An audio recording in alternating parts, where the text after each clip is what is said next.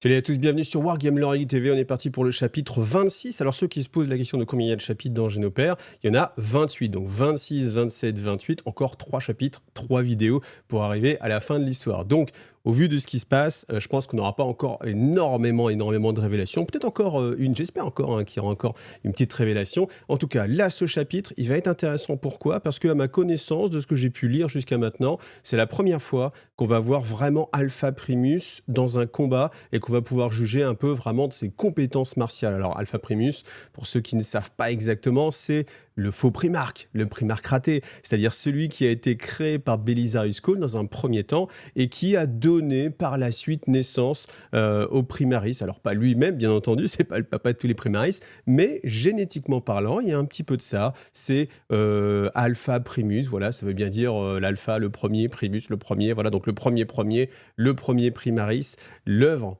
première. Mais si vous avez suivi toutes les vidéos, vous savez que c'est pas exactement le cas. En tout cas, on y va comme d'habitude. Je vous rappelle, si vous voulez regarder tout depuis le début, parce qu'il y a quand même eu 25 vidéos juste avant, vous avez toujours la playlist qui s'affiche en haut. Et puis, on y va pour, cette fois-ci, pas mal de porn-bolter, hein, parce que vous savez ce que c'est le porn-bolter? C'est quand on est dans l'action, sur du Space Marine, et là, on va avoir Alpha Primus.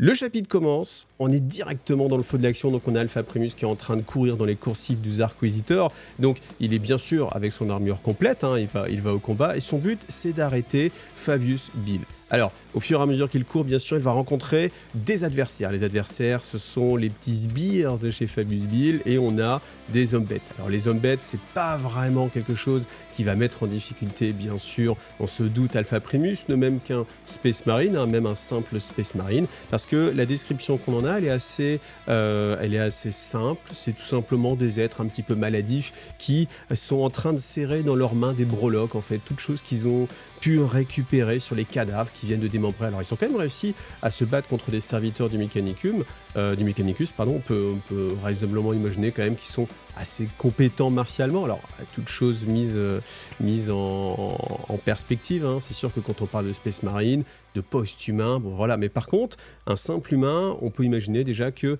un serviteur du Mechanicus, avec bien sûr ses augmentiques, va être plus compétent qu'un simple qu'un simple humain de base. Donc on peut imaginer aussi qu'un homme bête va être un petit peu au-dessus parce qu'ils ont réussi à démembrer les serviteurs.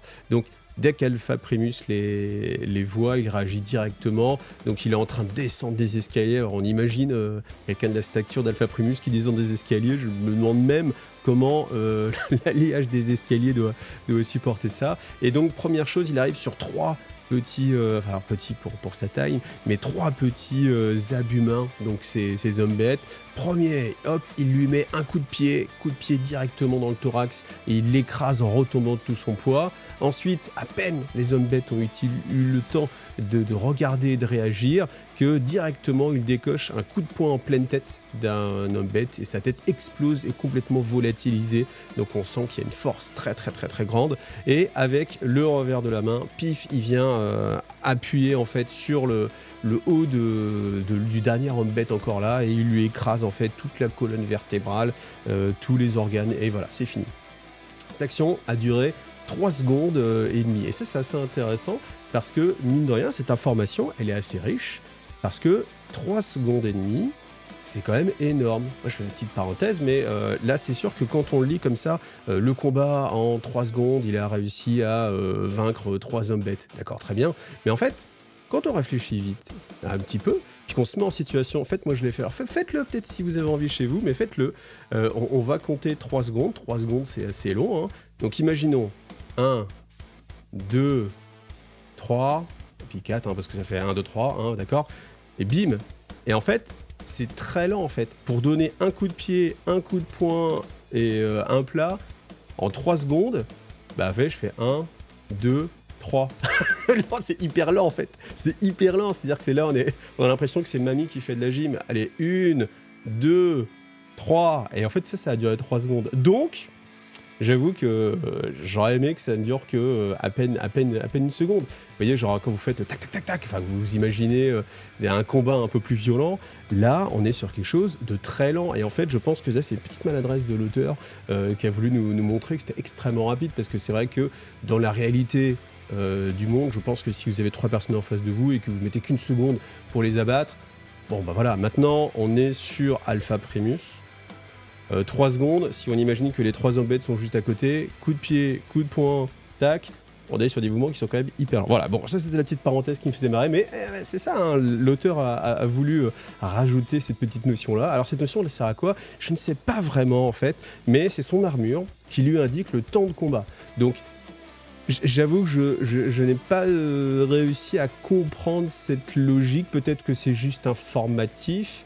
Enfin, c'est juste informatif, certes, c'est le but, mais je vois pas pourquoi son armure, en fait, lui donne cette information-là. Parce que déjà, il est censé, s'il a besoin d'estimer le temps qu'il a mis pour voir son efficacité, bah, il est censé ne pas avoir besoin de son armure. Parce que vous me dites oui, mais dans le feu de l'action, etc. Enfin là, on parle quand même d'Alpha Primus, donc je pense que c'est quelque chose. En fait, vous voyez, c'est quelque chose qui est là pour le présenter, le mettre un peu sur un piédestal, mais quand on y réfléchit, je vois pas l'intérêt que l'armure lui donne le temps.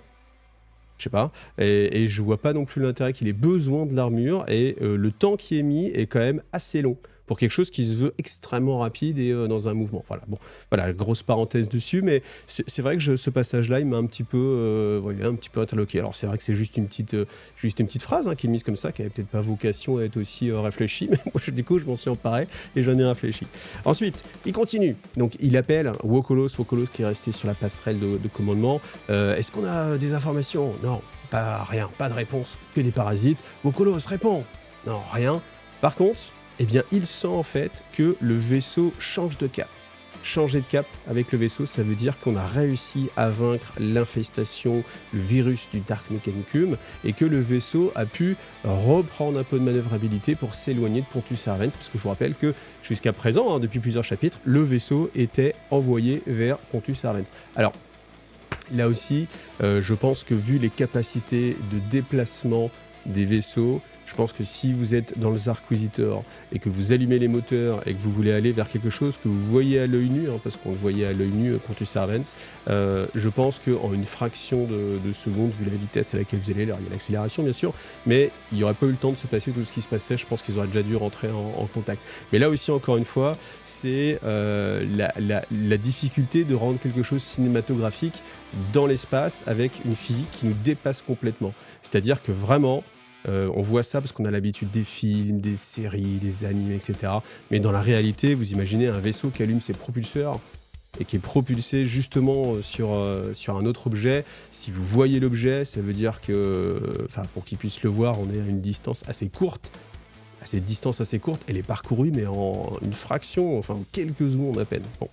Donc voilà, malgré tout, on en revient à Primus. Donc Primus continue à chercher d'informations. Il n'a que l'information que les systèmes ont été a priori un peu rétablis, mais malgré tout, les lumens, donc la lumière, continue à vaciller. Il y a toujours des interférences. On ne peut pas contacter en fait les troupes. Donc il se dit bon, ce n'est pas grave parce que je fais absolument confiance à la générale. J'ai oublié son nom, pourtant je l'ai appris. Hein. Iota, voilà. La générale Iota protège le Sancte Primus Portum, donc il se dit je n'ai rien à craindre, je lui fais confiance, et il réfléchit en fait au plan de Bill, et en fait il regarde ce qui s'est passé depuis quelques instants, il se dit il n'y a aucune corrélation ou coordination plutôt entre les différents membres des forces d'attaque. On a l'impression qu'ils sont en train de piller le vaisseau, un vaisseau de la taille du Zarquisitor.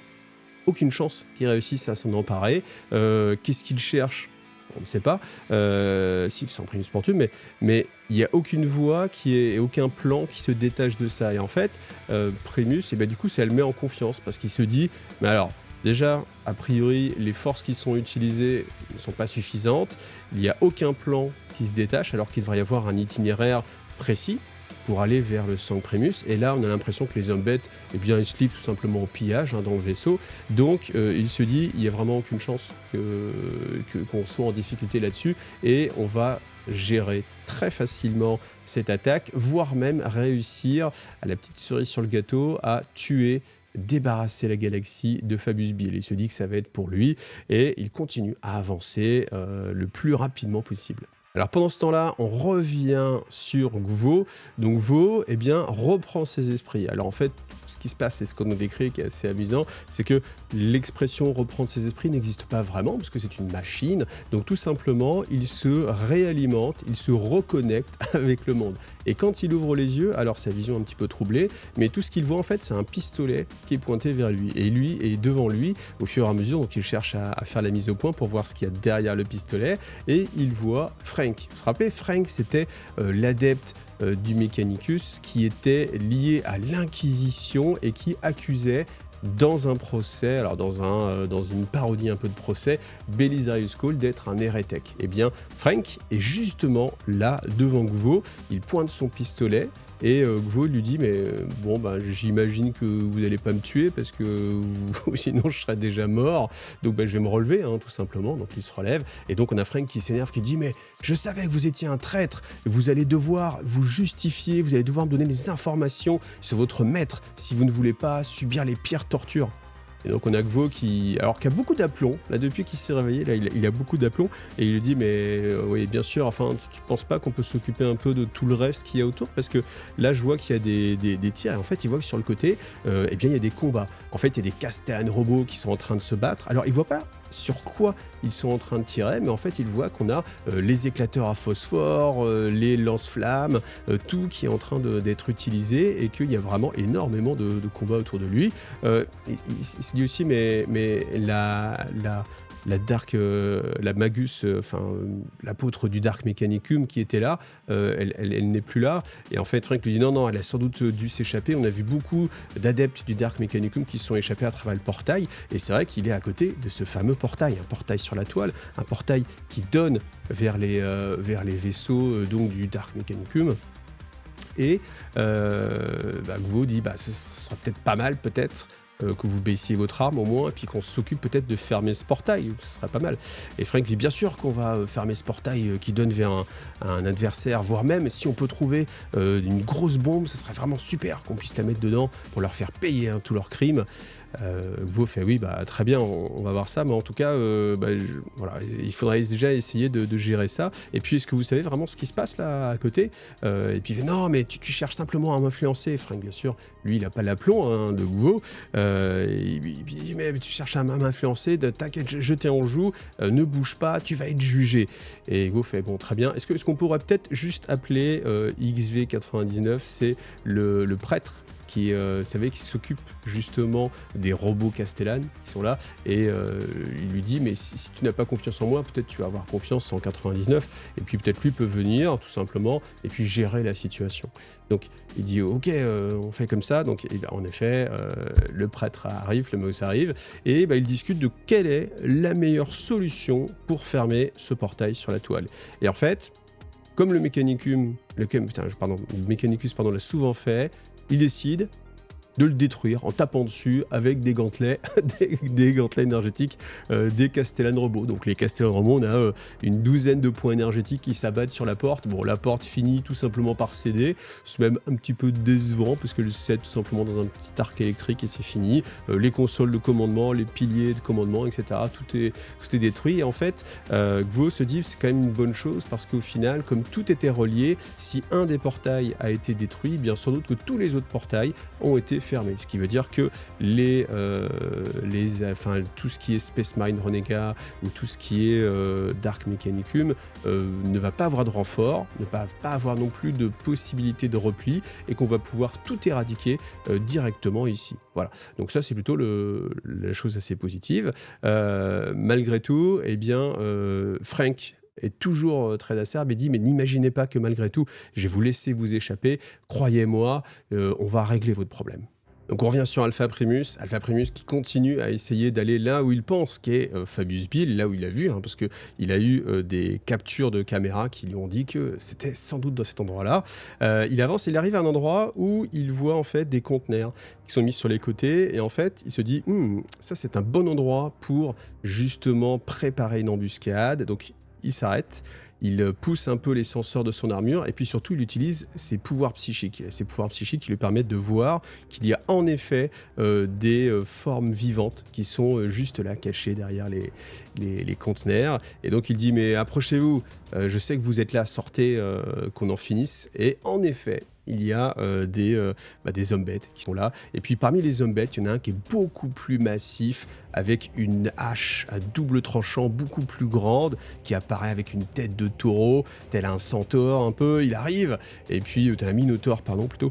Il arrive, et tout de suite, eh bien, Alpha Primus détecte que c'est sans doute le chef de ce groupe, et que voilà, on va réussir à le gérer très facilement en priorité, et il engage le combat, bien entendu. Donc il fonce vers eux, donc il se prend des tirs, et au fur et à mesure, en fait, les tirs, quand ils approchent, eh bien, ne font que l'égratigner. Il n'y a aucune chance, techniquement, qu'Alpha Primus puisse être blessé.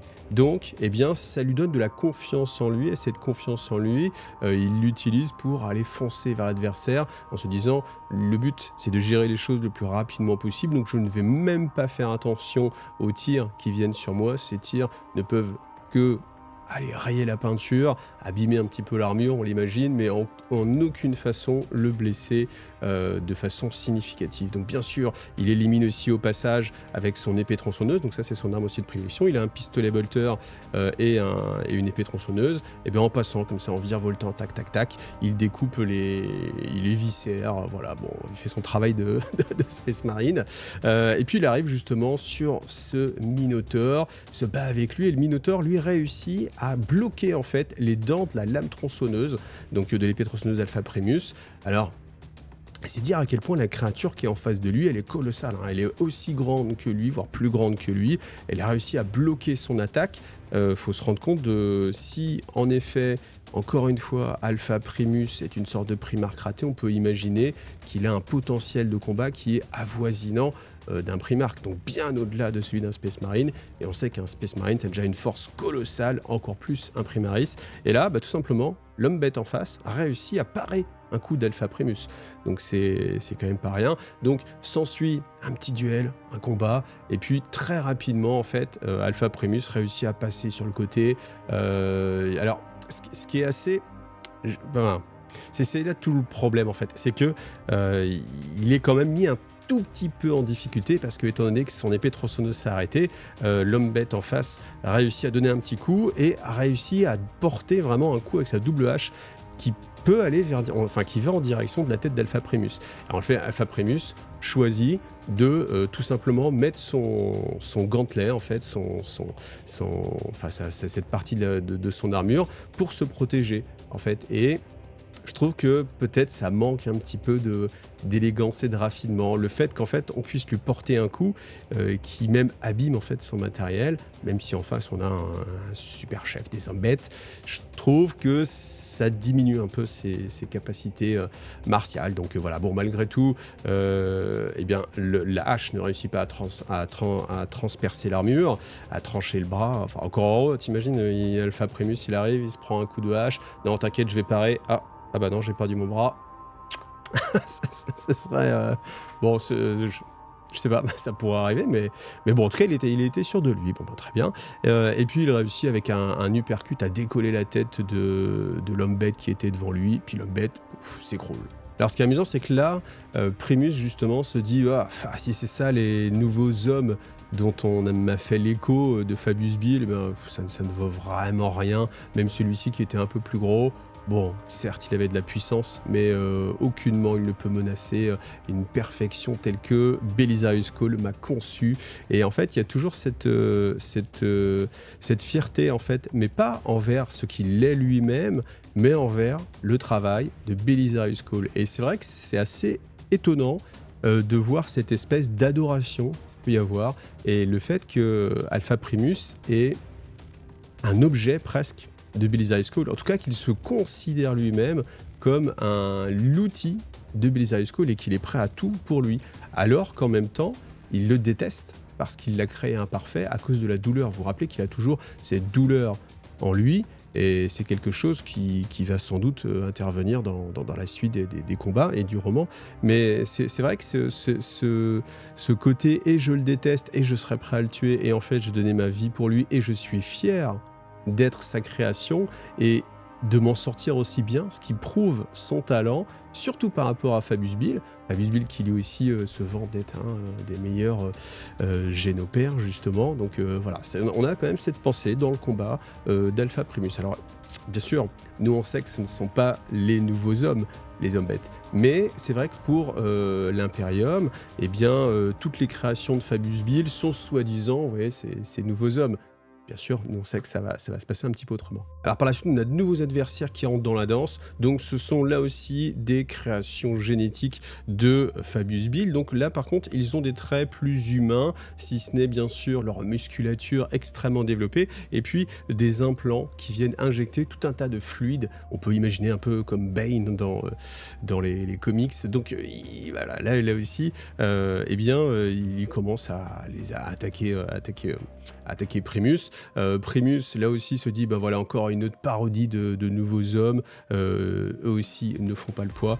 Donc, le combat est assez rapide. Mais, en fait, il voit que derrière, eh bien, il y a une nouvelle créature, de nouveau, un homme bête avec un corps de taureau toujours, et extrêmement plus costaud que le spécimen qui vient juste de tuer juste avant. Et en fait, c'est assez amusant parce que comme on suivait Brutus depuis longtemps, Brutus, vous savez, hein, celui qui était accompagné Fabius Bill, ça pouvait nous laisser penser que justement l'homme bête un peu plus grand qu'il avait tué juste avant, c'était justement Brutus. Mais non, là on a vraiment Brutus. Donc Brutus, il est encore plus massif, il a une hache, pardon. Il a aussi un gros Reaper Gun, c'est une sorte de pistolet à pompe rapide, de fusil à pompe rapide qui est utilisé par les Ogrines, avec un chargeur tambour qui contient à peu près une quinzaine de balles. Et il tire à travers les nouveaux hommes, on va dire, ou les hommes modifiés, plutôt ce serait plus juste, de Fabius, et il réussit à toucher et à impacter directement Primus. Cette fois-ci, les impacts sont vraiment beaucoup plus forts, mais malgré tout, là encore une fois, Primus compte sur son armure et attend patiemment, plus ou moins si on peut dire, que les 15 coups soient tirés. Et il serre les dents pour pas que ses dents cassent, parce qu'il sait que sinon les impacts seraient trop violents, mais il encaisse malgré tout les impacts. C'est là où on voit aussi que Primus, dans sa façon de se battre, c'est ce que je note en tout cas, il est pas vraiment dans la finesse. Il compte vraiment sur sa force, et qu'il manque peut-être un petit peu... alors je peux pas aller jusqu'à dire qu'il manque de talent martial, mais vous voyez, on ne le décrit pas comme un combattant intouchable, mais plutôt comme quelqu'un de très très très costaud qui compte sur sa résistance naturelle, sur sa protection d'armure pour encaisser les tirs et y résister plutôt que d'essayer d'esquiver ou de se mettre dans une situation où on ne peut pas lui tirer dessus. Ça c'est quand même assez notable. Et ensuite on a de nouveau les hommes qui se jettent sur lui une fois que le chargeur est vidé, et forcément ils sont tellement nombreux que rien que de par leur poids et leur nombre, eh bien ils font poser un genou à terre à Primus. Quand même. Et après, peut-être qu'encore une fois, je le mets trop sur un piédestal, mais voilà, quand même. Et toutes les bras cherchent à arracher son armure. Alors, il se dit qu'il possède peut-être la force suffisante pour en effet endommager son armure, mais leur nombre et leur masse jouent contre eux, parce qu'ils ne peuvent pas prendre appui, ils sont tous en train d'essayer d'atteindre l'armure de Primus, et forcément ils ne peuvent pas utiliser à leur plein potentiel leur force de façon précise sur un endroit précis de l'armure, et ce qui pourrait mettre en danger la protection de Primus. Malgré tout, il se dit que là il peut à peine bouger et qu'il va falloir qu'il utilise une autre de ses compétences. Il ferme les yeux, il se concentre et il projette sa conscience au-delà de la masse des hommes, il projette sa masse au-delà, son esprit au-delà du vaisseau, au-delà du Zarquisitor, au-delà de l'espace réel, au-delà du warp. Et en fait, il matérialise autour de lui un champ de force, et ce champ de force commence à croître, et tout ce qu'il touche est détruit. Et on voit en fait toutes ces créatures qui étaient en une grosse boule autour de lui, qui se retrouvent éjectées et complètement vaporisées par le champ de force. Et là, On a le Minotaure qui, pendant ce temps-là, continuait et rechargeait son arme. Claque son arme, il fait « Haha, tu es un psycheur, moi Brutus, je vais te tuer ». C'est bien sûr que c'est Brutus. Et en fait, Alpha Primus fait « Non, tu ne me tueras pas, c'est moi qui aurai ta tête, tout simplement ». Et il se dit, en analysant très rapidement, il voit en fait que cet homme bête est bien supérieur aux autres. Pourquoi ? Parce que de par son équipement, déjà, il a ce Reaper Gun amélioré, c'est presque une arme un petit peu modifiée, mais quand même assez létale. Et surtout, dans son bras, en fait, dans son gantelet, il a un petit champ de force en Noctilite. Et en fait, il sent dans sa tête que la Noctilite vient empêcher ses pouvoirs psychiques de prendre énormément de puissance. Donc il n'a plus beaucoup de balles par contre sur lui, Primus, il compte qu'il n'a que 5 bolts et il se dit je vais pas utiliser ces bolts contre lui parce qu'il a remarqué déjà qu'il avait un champ de force autour de lui et que ce champ de force le protège des tirs de bolts. Donc tout simplement il rengaine le pistolet et il s'avance vers Brutus et il dit on va résoudre ça au corps à corps. Et en fait, c'est assez important de résoudre ça au corps à corps pour tous les deux. Pourquoi ? Parce qu'ils sont tous les deux dans la même situation, ils cherchent à défendre l'honneur de leur créateur. Et même Brutus qui est l'homme bête, va aller jusqu'à dire ça, à dire c'est très bien que nous nous affrontons, ça nous permet de voir qui est le plus fort. Et qui est le plus fort, c'est important, parce que ça va nous permettre de savoir qui est le meilleur entre Fabius Bill et entre Belisarius Cawl. Et Brutus se dit, je suis content qu'on en vienne aux mains, au corps à corps, comme ça je pourrais montrer ma supériorité, que je suis plus fort que toi, et que de nos pères, c'est Fabius Bill qui est le plus puissant. Donc bien sûr, Primus ne se laisse pas impressionner et arrive au corps à corps. Donc là, s'ensuit le combat. Donc on a vraiment les facultés psychiques qui sont vraiment diminuées. Mais là aussi, Primus, en fait, il a mal à la tête à cause de cette pression. Mais il est content de ne pas le battre par la puissance psychique. Parce que lui aussi, il a envie de prouver que juste dans la création génétique, c'est-à-dire juste dans le combat musculature, eh bien, Primus est supérieur à Brutus.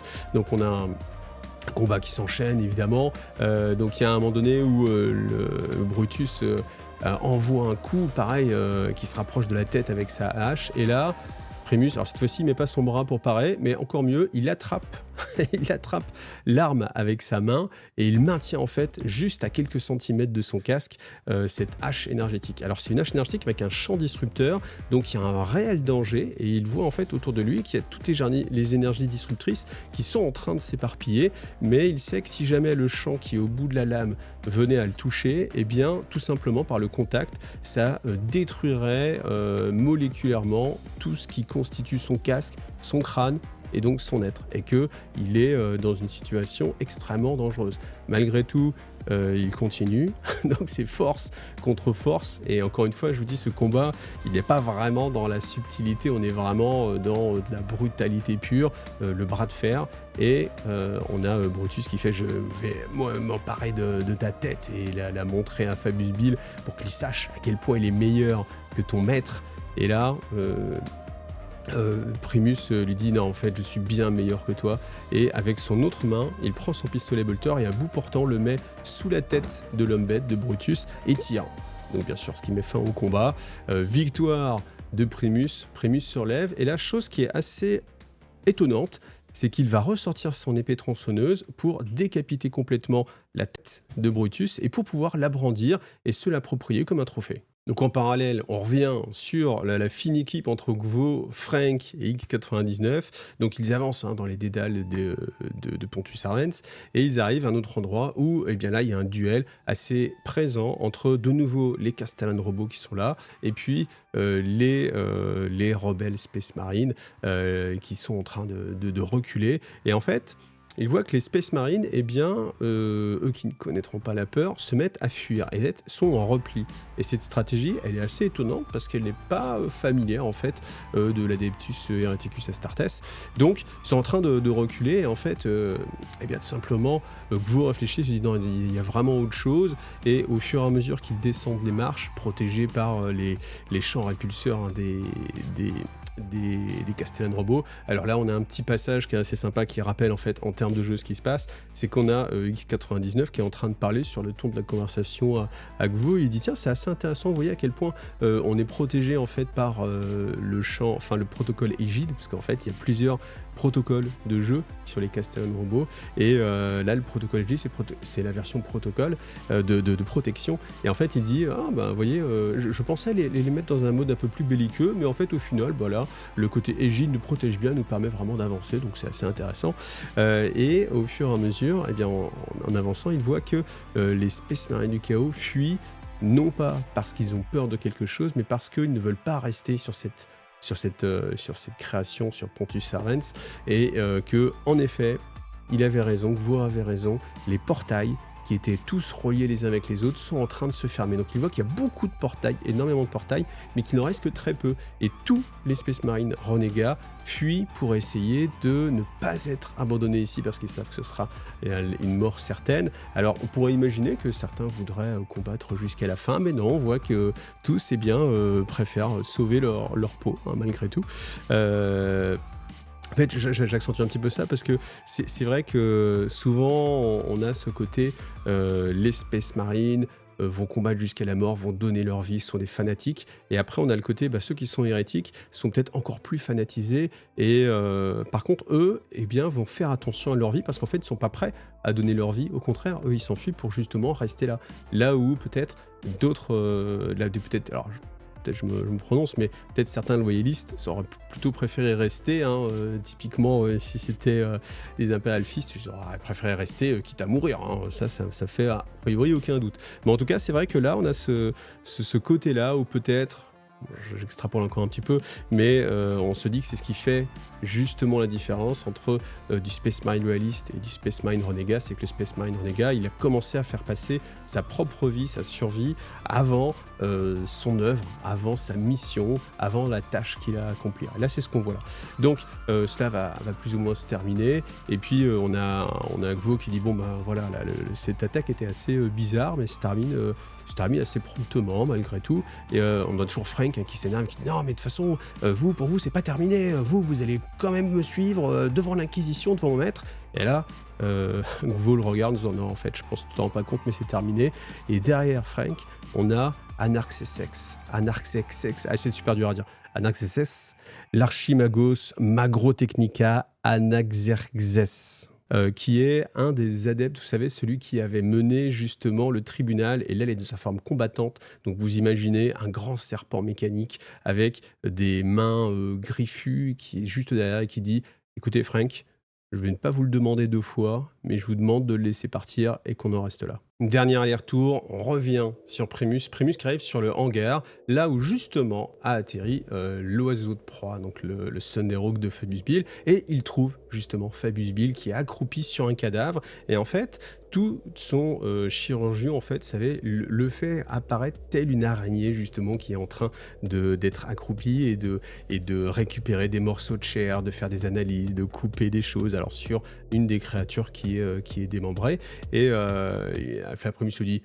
Fabius Bill, rends-toi, tu ne peux plus rien, tu n'as plus aucun ami sur ce vaisseau, j'ai détruit tout le monde, tes forces ont été stoppées à moins de 300 mètres de ce point-là, tu ne peux plus rien faire, rends-toi prestement, et peut-être mon maître, Belisarius Cawl, t'accordera un peu de miséricorde. Et en fait, il fait jaillir un peu de ses yeux les flammes du warp, pour bien représenter qu'il est en position de force, et que personne ne l'a arrêté, et qu'il a en plus le warp à ses côtés. Et on a Fabius Bill qui se regarde et fait qui se redresse et qui fait c'est donc toi, le fameux Alpha Primus, c'est comme ça que tu as appelé ton créateur, Alpha Primus, très bien. Mais tu as l'air formidable, vraiment, je m'extasie, je reconnais presque le travail de l'empereur en toi. C'est assez rare qu'on puisse faire entrer autant de puissance dans un seul être, et j'avoue qu'en tant que spécialiste de la génétique, je me permets de juger et de dire que tu es une magnifique création, et je rends hommage à Belisarius Cawl qui a réussi à créer une créature aussi exceptionnelle que toi. Alors, toutes ces louanges, bien sûr, n'atteignent pas Alpha Primus qui dit « Rendez-vous, vous ne pouvez plus rien ». Et là, on a Fabius qui le regarde et qui fait « Mais Est-ce que tu sais ce que tu es en train de te dire? Tu es en train de me dire, à moi, que je n'ai pas réussi à faire ce que je voulais, mais tu te rends compte que j'ai dirigé la 3e Légion alors que tu n'existais presque pas encore. Je sais pas à quel moment a été créé Primus, mais en tout cas, il lui dit, j'ai l'idée, cette Légion, j'ai combattu l'empereur même. Est-ce que tu penses vraiment, au plus profond de toi, avec ton intellect supérieur, que je ne peux pas faire mieux que ce plan? Juste arriver sur le Zarquisitor, parasiter un petit peu les circuits, envoyer des hommes bêtes et puis attendre, tout simplement. Non, tu vas vraiment t'apercevoir que ton arrogance et celle de ton maître, qui du coup semble être assez contagieuse, eh bien, est bien mal placée, car tu es justement là où je le voulais, et tu vas affronter ma meilleure création, mon meilleur guerrier. Et on a Primus qui jette la tête de Brutus qui a atterri très précisément au pied de Fabius Bill, et il lui dit c'est ça votre meilleur guerrier, je l'ai déjà terrassé. Et là on a Fabius Bill qui se met à rire, et il se met à rire tellement fort qu'il y a de la joie sur son visage, et en fait il se laisse tellement aller à cette joie qu'il finit par avoir une quinte de tout. Et alors on a Primus qui attend, et pendant ce temps là il enlève le sang sur son épée tronçonneuse, il se prépare et il se dit il est en train de me jouer un sale tour, et on a Fabius Bill qui se retourne et qui fait bon vraiment je pense que tu es très loin du compte. Et en fait comme il est en alerte, Primus sonde autour de lui l'espace physique, l'espace warp, et en fait il ne détecte rien, aucune présence, absolument rien, que ce soit dans le warp ou que ce soit dans l'univers matériel, il ne détecte vraiment rien. Et il entend quelques petits pas derrière lui, et il juge que ces petits pas légers se rapprochent de lui à une vitesse de près de 60 km/h. Et comme il entend aussi le sifflement caractéristique, dans un geste extrêmement rapide, il s'abaisse en essayant de ne pas se retourner pour justement continuer à faire face à Fabius Bill. Et il s'attend à avoir un bolt traversé, ou un tir laser, ou ce genre de choses, je ne sais pas, peu importe, un projectile en tout cas. Et le projectile, eh bien, le frôle à quelques millimètres près, à tel point qu'il se dit « Tiens, c'est étonnant, parce que j'ai évité malgré tout ce tir, je me suis déplacé, mais j'ai l'impression que le tireur avait anticipé l'endroit où je serais justement en esquivant, et que c'est l'endroit qu'il a choisi pour tirer. » Et il s'attend, alors là, du coup, forcément, il se retrouve à devoir se retourner, et il s'attend à voir justement quelqu'un arriver avec un projecteur à fléchettes ou ce genre de choses. Et en fait, il voit tout simplement une jeune femme, assez élancée, avec simplement une épée dans la main. Et là, il se dit, c'est incroyable qu'elle ait pu envoyer ce projectile aussi vite. Peut-être qu'il essaie de sonder un petit peu, mais Fabius Bill lui dit, mais ne cherche pas dans le warp, ton concepteur t'a créé de telle façon que tu ne peux pas ressentir sa présence, elle t'est complètement occultée, et voici Porter. Porter est ma création, vous allez vous affronter, et on va voir quel est le plus fort de vous deux. Et Porter passe à l'attaque, donc Primus en fait met son épée tronçonneuse en garde, et en fait il est interloqué parce que la puissance du choc est complètement beaucoup plus puissante que ce à quoi il s'attendait, tout simplement en jugeant les caractéristiques physiques de cette femme qu'il a en face de lui, qui ne paraissait pas augmentée, avec des augmentiques extérieurs, enfin vous voyez, vraiment juste sur son apparence. Eh bien il a l'impression de recevoir un coup qui est équivalent à celle d'un primaris en armure énergétique, qui donnerait vraiment le maximum de sa puissance. Donc c'est à peine s'il réussit à ne pas lâcher son épée tronçonneuse. Donc bien sûr il passe complètement en alerte, se dit je ne dois pas juger cette créature sur ce qu'elle est. Maintenant, elle continue, elle vient en faisant un saut à coller en fait ses deux pieds sur son torse, et à coller son visage très près d'Alpha Primus. Et là, il est déstabilisé parce que il reconnaît un visage humain, mais pourtant ça n'a rien d'humain. Ses traits sont différents, mais pas modifiés. Et en fait, c'est ça qui le frappe, c'est qu'elle n'a pas l'air d'être une créature modifiée, mais vraiment d'avoir été créée, conçue telle qu'elle, et d'avoir été engendrée plutôt que créée ou modifiée à partir d'une créature existante, donc d'un humain techniquement. Donc elle esquive le coup de parade encore une fois de Primus, et puis Fabius lui dit bon allez, maintenant passe à l'attaque, et il est temps de voir lequel est le plus fort entre vous deux. Donc voilà, fin du chapitre 26, hein. Vous avez vu, on était vraiment que dans du combat. Alors c'était marrant le petit passage où il y avait un homme bête où bon, ouais, je pensais que c'était Brutus et puis en fait, bah non, c'est pas Brutus, Brutus arrive derrière. Mais Brutus, de toute façon, voilà, n'impose pas beaucoup de difficultés, hein, pour Alpha Primus. Après, ce qui m'étonne quand même, j'avoue que je m'attendais à moins de brutalité justement d'Alpha Primus. Je pensais qu'Alpha Primus, enfin tel que je l'avais lu dans la première fois que j'en ai entendu parler, c'était dans le roman Le Grand Œuvre, où il accompagne Belisarius Cole. Il paraissait beaucoup plus posé, en fait, que ce que là, l'image est donnée. Là, l'image est vraiment donnée d'une sorte de bête qui compte vraiment sur sa puissance et qui est en mode je vais prendre un gros pain, bah ouais, bah, je vais mettre mon bras. Il n'y a pas ce côté un peu plus noble de je vais esquiver ou je vais utiliser mon intellect. En fait, c'est ça, c'est que j'avais vraiment l'impression qu'il était vraiment extrêmement développé intellectuellement, mais que dans sa façon de combattre, je le ressens pas du tout. Alors après, bien sûr, le vrai combat, il va être maintenant, hein, il va être entre Porter et Primus. Alors, bah, faites vos pronostics. Bon, moi, j'ai quand même ma petite idée, je vois pas quand même Alpha Primus perdre, mais en fait, c'est tout le problème quand on lit en fait des aventures dans un univers qui est très développé en fait. C'est que les héros ne meurent jamais, hein. On est toujours là sur ce système-là. C'est pour ça que j'aime bien des séries comme Black Mirror, ce genre de choses, parce que en fait, tout peut arriver. Tout peut arriver. Le héros n'a pas eu le temps de s'habituer à lui, bah en fait, il meurt. Et voilà. Et en fait, ça serait assez incroyable. Donc, je ne sais pas si Primus va succomber, hein. Je ne l'ai pas lu à la fin de l'histoire, mais je serais vraiment quand même très très étonné. Après, voilà, on ne sait pas, on verra ça dans les 2 prochains chapitres. Mais malgré tout, je pense qu'il va quand même être en difficulté. Alors, est-ce qu'il va se faire capturer malgré tout par Fabius Bill? On peut l'imaginer, ça peut être assez intéressant, ça peut donner une suite assez intéressante où justement Cole cherche à récupérer Primus, hein, Primus invaincu mais Primus capturé.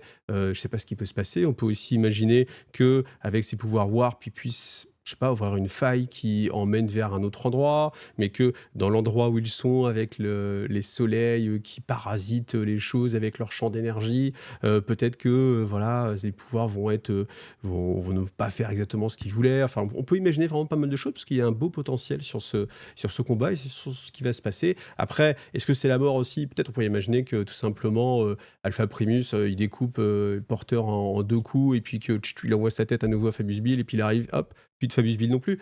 Ça pourrait être assez cohérent. Maintenant, c'est pareil. Les grands antagonistes ne meurent jamais non plus. Je ne pense pas que, là, en l'occurrence, il va disparaître non plus, Fabius Bill. Voilà. Donc, mais si vous avez voilà, des pronostics, ou en tout cas, moi, ce qui m'intéresse plus, c'est la sensation que vous avez eue sur ce combat, en tout cas, sur sur ces préliminaires de combat qu'on a pu avoir avec Alpha Primus. Est-ce que vous attendiez à ça? Est-ce que vous imaginiez les choses de façon différente? Voilà. N'hésitez pas à le mettre en commentaire. Moi, je lis tous vos commentaires. J'ai vraiment pas le temps de répondre à tous les commentaires. J'aimerais, hein, le faire autant que possible. Mais en tout cas, j'essaye au moins de vous lire tous. Et puis quand ça réagit, c'est pas mal. Après, c'est quand même compliqué d'avoir une conversation de passionné de l'or à passionné de l'or uniquement avec les commentaires. Donc c'est pour ça que j'essaierai, une fois que ce roman sera terminé, de faire un live spécifique sur la chaîne Twitch pour pouvoir justement qu'on parle un petit peu de ça et qu'on parle de comment on a ressenti ce voyage un peu qui est Génopère. Parce que mine de rien, ça fait 28, presque une trentaine de vidéos. Ça fait 30 semaines qu'on suit cette aventure. Je pense qu'il y a matière à débriefer ensemble. Voilà. Si ça vous a plu, comme d'habitude, vous pouvez me suivre sur Tipeee pour soutenir la chaîne. Vous pouvez liker la vidéo, mettre un petit commentaire si vous ne savez pas quoi écrire. Mettez un petit palmier, ça flatte l'algorithme de YouTube, ça permet à les vidéos de ressortir plus facilement. Et puis, je vous souhaite une bonne année 2025 avec plein de lore sur Warhammer 40 000. Allez, à bientôt. Salut à tous.